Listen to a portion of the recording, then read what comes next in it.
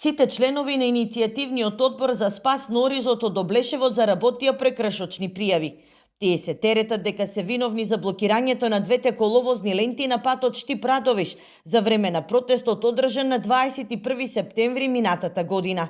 Ваквите пријави кои стигнуваат веднаш по најавата дека сите земјоделци од државата ќе излезат на масовен протест е заплашување, децидни се од иницијативниот одбор.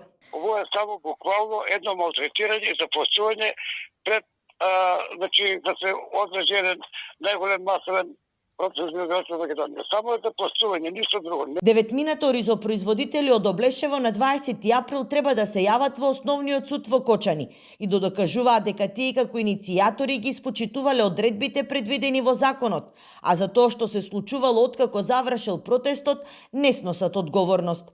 Се што беше најавено во полициска станица, сето тоа од иницијативниот одбор беше испочитувано. До 12:30 втората лента да ќе водилци минаа слободно, така ли беше? После 12:30, ја кога кажав дека протестот е завршен, луѓето се враќаат иницијативно, дури и подбутнати од полицијата да блокираат. Иако тогаш имаше најава за блокирање на двете коловозни ленти, иницијативниот одбор се откажа, откако добија предупредување за кривични пријави. Тогаш алармираа да биде блокиран само едниот патен правец, но полицијата да не бара одговорност од нив, за она што ќе се случува после протестот.